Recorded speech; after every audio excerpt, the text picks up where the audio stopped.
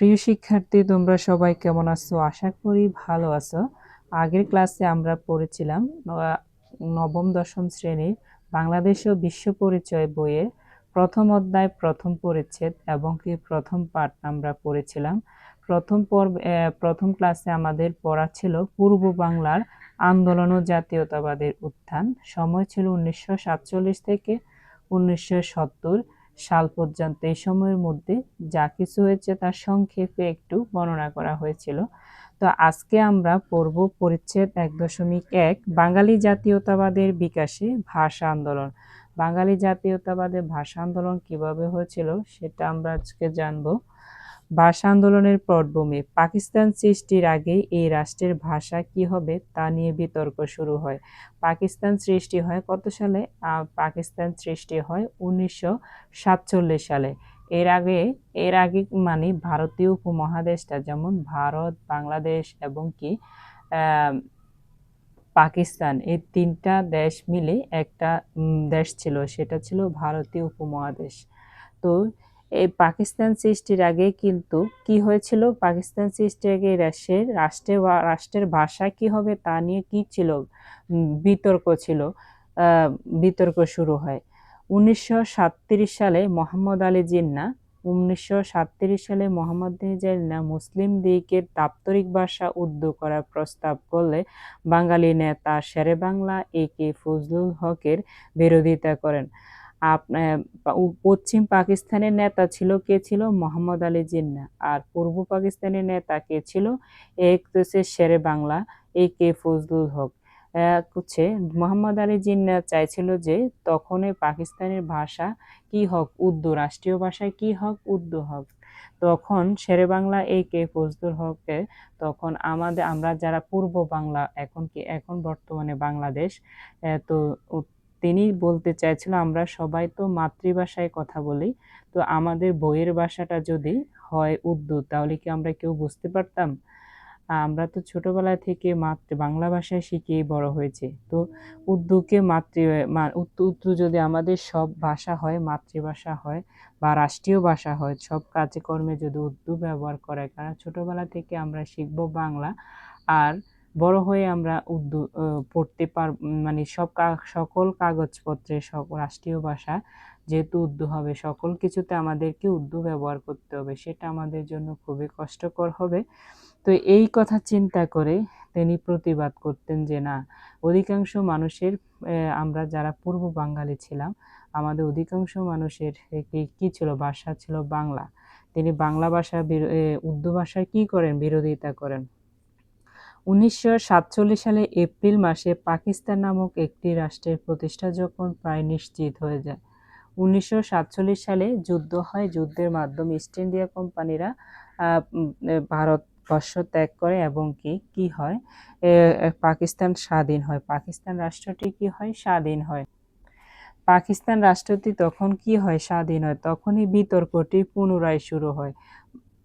পাকিস্তান রাষ্ট্র যখন স্বাধীন হয় তখন বিতর্কটি কি হয়? পুনরায় শুরু হয়। 1947 সালে 17 মে চৌধুরী খলিকুজ্জামান এবং জুলাই মাসে আলীগড় বিশ্ববিদ্যালয়ের উপাচার্য ডক্টর জিয়াউদ্দিন আহমেদ উর্দুকে পাকিস্তানের রাষ্ট্রভাষা করার প্রস্তাব দেন।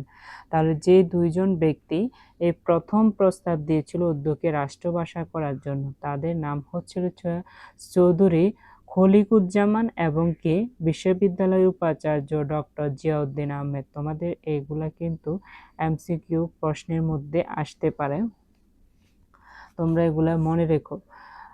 তাদের প্রস্তাবের বিরুদ্ধে আব্দুল হক, ডক্টর মোহাম্মদ শহীদুল্লাহ, আবুল মনসুর আহমদ এবং ডক্টর মোহাম্মদ এনামুল হক সহ বেশ কয়েকজন বুদ্ধিজীবী প্রবন্ধ লিখে প্রতিবাদ জানান। তখন 1947 সালে তখন যারা মানে বুদ্ধিজীবী ছিল বা পূর্ব বাংলার বা বাংলার পক্ষে, তখন তারা কি করছিল? লিখিত প্রতিবাদ জানায়। লেখার মাধ্যমে কি করে? প্রতিবাদ জানায়। ঢাকা বিশ্ববিদ্যালয়ের শিক্ষক আবুল কাশেমের নেতৃত্বে 2রা সেপ্টেম্বর 1947 তমুদ্দুন মজলিস নামক একটি সাংস্কৃতিক প্রতিষ্ঠান গড়ে ওঠে। যে ভাষা সম্পর্কে যে ওরা ভাষা সম্পর্কে যে বিরোধিতা করবে তাদের তো একটা সংগঠনের প্রয়োজন আছে। একা বিরোধিতা করলে তো সেটা কখনোই মানে যে একা একটা কথা আছে না, মানে গ্রাম্য ভাষা বলো এবং কি সেটা নীতি কথা বলো বা উচিত কথা বলো যে দশের লাঠি একের বোঝা, তেমনিভাবে একজনে যদি আপনার প্রতিবাদ করতো তাহলে তো এটা সাকসেস হওয়া সম্ভব নয়। তো যার কারণে এটা একটা তখনকার সময়ে ঢাকা বিশ্ববিদ্যালয়ের শিক্ষক যিনি ছিলেন তিনি ভাবলেন যে আমরা একা যে প্রতিবাদ করতেছি সেটা একটা সংগঠনের মাধ্যমে আন্দোলনের মাধ্যমে করতে হবে। তো যার কারণে তিনি একটি সংগঠন প্রতিষ্ঠা করেন বা গড়ে তোলেন। সেটা ৬ থেকে ৭ই সেপ্টেম্বর অনুষ্ঠিত উক্ত সংগঠনের যুব কর্মী সম্মেলনে বাংলাকে শিক্ষা ও আইন আদালতের বাহন করার প্রস্তাব গ্রহণ করা হয়। ১৯৪৭ সালের ডিসেম্বর মাসে করাচিতে অনুষ্ঠিত এক শিক্ষা সম্মেলনে উদ্যোগে পাকিস্তানের রাষ্ট্রভাষা করার সিদ্ধান্ত গৃহীত হলে পূর্ব বাংলায় তীব্র প্রতিবাদ শুরু হয়। উদ্যোগে যখন রাষ্ট্রীয় ভাষা দিয়েই দিচ্ছে, ঘোষণা করেই দিবে, তো এমন সময় তারা যে মজলিস বা তমুদ্দুন মজলিস নামে যে সংগঠনটি তারা সাংস্কৃতিক যে প্রতিষ্ঠানটি গড়ে উঠেছিল সেই প্রতিষ্ঠানের সদস্য বা সেই প্রতিষ্ঠানের উদ্যোগে তারা কি করছিল, তুমুলভাবে প্রতিবাদ জানাচ্ছিল যে না, বাংলাকে রাষ্ট্রভাষা না, উর্দুকে একাই রাষ্ট্রভাষা করা যাবে না, উর্দুকে রাষ্ট্রভাষা কি করা যাবে না, বাংলাকে অন্যতম রাষ্ট্রভাষা করার দাবিতে লেখালেখি শুরু করে। ডিসেম্বর মাসে রাষ্ট্রভাষা সংগ্রাম পরিষদ গঠিত হয়। তাহলে কত সালে ডিসেম্বর মাসে রাষ্ট্রভাষা পরিষদ গঠিত হয়? এটা কিন্তু তোমাদের এমসিকিউ প্রশ্নে আসতে পারে। সেটা হচ্ছে ১৯৪৭ সালের ডিসেম্বর মাসে। ঢাকা বিশ্ববিদ্যালয় সচিবালয় সহ বিভিন্ন প্রতিষ্ঠানে মিছিল, সভা, সমাবেশ অনুষ্ঠিত হয়।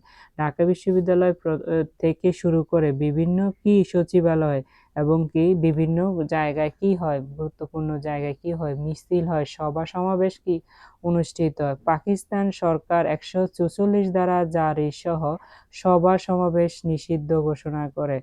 ১৯৪৮ সালে ২৫শে ফেব্রুয়ারি পাকিস্তান গণপরিষদ সদস্য ধীরেন্দ্রনাথ দত্ত গণপরিষদের ভাষা হিসেবে উর্দু ও ইংরেজি পাশাপাশি বাংলা ব্যবহারের দাবি জানান।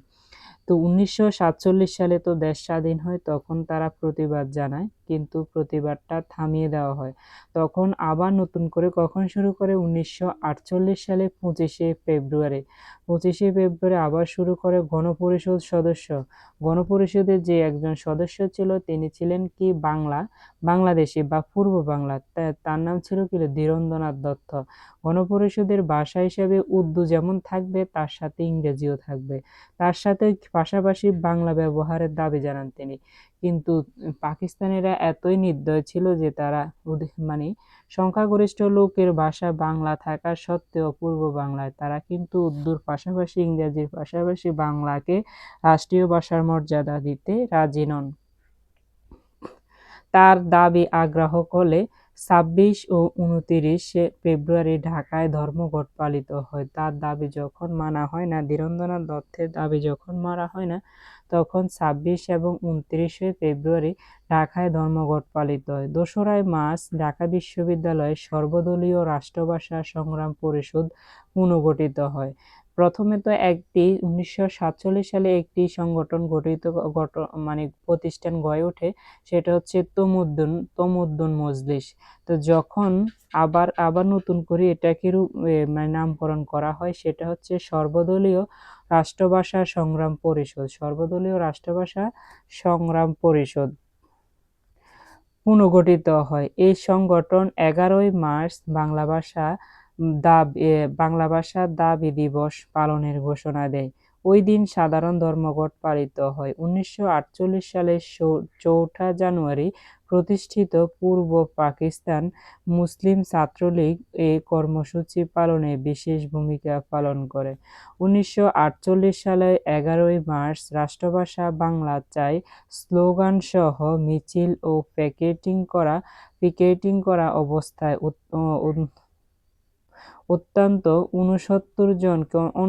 অন্তত 69 জনকে গ্রেপ্তার করা হয়।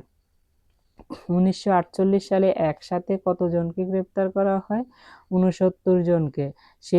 সেই তারিখটা ছিল কত? 11 মার্চ 1948 সালের, মানে এক বছর পরের, মানে পাকিস্তান স্বাধীন হওয়ার এক বছর পরে আর কি, প্রায় 11 মার্চ রাষ্ট্রভাষা বাংলা চাই স্লোগান সহ হচ্ছে মিছিল এবং পিকেটিং করা অবস্থায় অন্তত 69 জনকে গ্রেপ্তার করা হয়। গ্রেপ্তার নির্যাতনের প্রতিবাদে ঢাকায় 12 থেকে 15 মার্চ ধর্মঘট পালিত হয়। বাধ্য হয়ে কি করে তারা? গ্রেপ্তার নির্যাতনের প্রতিবাদে ঢাকায় 12 থেকে 15 মার্চ ধর্মঘট পালিত হয়। বাধ্য হয়ে পূর্ব পাকিস্তানের মুখ্যমন্ত্রী খাজা নাজিমুদ্দিন 15 মার্চ রাষ্ট্রভাষা সংগ্রাম পরিষদের সঙ্গে 8 দফা চুক্তিতে কি করেন? স্বাক্ষর করেন। দফাগুলো নিম্নে উল্লেখ করা হলো। মুখ্যমন্ত্রী ছিলেন যিনি, মানে ওনার নাম ছিল নাজিমুদ্দিন। ওনার নাম কি ছিল? খাজা নাজিমুদ্দিন। তিনি 15 মার্চ, তাহলে এই আন্দোলনটা শুরু হয় কত? 11 মার্চ থেকে। সেটা 15 মার্চে গিয়ে কি হয়? 8 দফা চুক্তি হয়। চুক্তিতে স্বাক্ষর করেন মুখ্যমন্ত্রী খাজা নাজিমুদ্দিন। তা 8 দফা চুক্তির মধ্যে কি কি লেখা ছিল আমরা সেগুলো একটু জানার চেষ্টা করব। নাম্বার 1, বাংলা ভাষার প্রশ্নে গ্রেপ্তারকৃত সকলকে অবিলম্বে মুক্তি দান করা হোক। বাংলা ভাষার পক্ষে যারা প্রতিবাদ করেছিল তাদের অনেককেই আমরা একটু আগেই পড়ছিলাম যে 69 জনকে গ্রেপ্তার করে। তো তাদের মুক্তির দাবি হচ্ছে, মানে প্রথম 1 নম্বর শর্ত। 2 নম্বর হচ্ছে পুলিশি অত্যাচারের বিষয়ে প্রধানমন্ত্রী স্বয়ং তদন্ত করে একটি বিবৃতি প্রদান করবেন। যে আন্দোলন সংগ্রাম করছিল, রাষ্ট্রভাষা বাংলা চাই প্রতিবাদ করছিল, এমত অবস্থায় কিন্তু প্রধানমন্ত্রী স্বয়ং পুলিশের মাধ্যমে তাদের উপরে, ছাত্র জনতার উপরে অনেক অত্যাচার অবিচার শুরু করেছেন। তো এগুলার যে তদন্ত এবং বিবৃতি প্রদান করবেন, এরকম একটা কি হয়? চুক্তি বা স্বাক্ষর হয়। 8 দফার মধ্যে এটা হচ্ছে দ্বিতীয় দফা। তৃতীয় দফায় বলা হচ্ছে বাংলাকে অন্যতম রাষ্ট্রভাষা করার জন্য পূর্ব বাংলার আইন পরিষদে একটি বিশেষ প্রস্তাব উত্থাপন করা হবে। 4 নম্বর হচ্ছে পূর্ব বাংলার সরকারি ভাষা হিসেবে ইংরেজি উঠে যাওয়ার পর বাংলাকে সরাসরি ভাষা হিসেবে প্রবর্তন করা হবে। শিক্ষার মাধ্যম হবে বাংলা। 5 নম্বর দফা হচ্ছে সংবাদপত্রের উপর থেকে নিষেধাজ্ঞা প্রত্যাহার করা হবে। 6 নম্বর আন্দোলনে অংশগ্রহণকারীদের বিরুদ্ধে কোনো ব্যবস্থা গ্রহণ করা হবে না। 7 নম্বর 29 ফেব্রুয়ারি হতে জারিকৃত 144 ধারা প্রত্যাহার করা হবে। 8 নম্বর রাষ্ট্রভাষা আন্দোলন রাষ্ট্রের দুশ্মনদের দ্বারা অনুপ্রাণিত হয় নাই, এ মর্মে মুখ্যমন্ত্রী ভুল স্বীকার করে বক্তব্য দেবেন। এগুলো ছিল 8 দফা দাবি। 15 মার্চ রাষ্ট্রভাষা সংগ্রাম পরিষদের সঙ্গে 8 দফা চুক্তিতে কি করেন? 8 দফা চুক্তিতে স্বাক্ষর করেছিলেন কে? মুখ্যমন্ত্রী খাজা নাজিমুদ্দিন। এটা সংগ্রাম শুরু হয় 11 মার্চ। 15 মার্চ সেটা কি করে? হচ্ছে চুক্তিতে, 8 দফা চুক্তিতে কি করেন? স্বাক্ষর করেন। তো আমরা আজকে এই ভাষা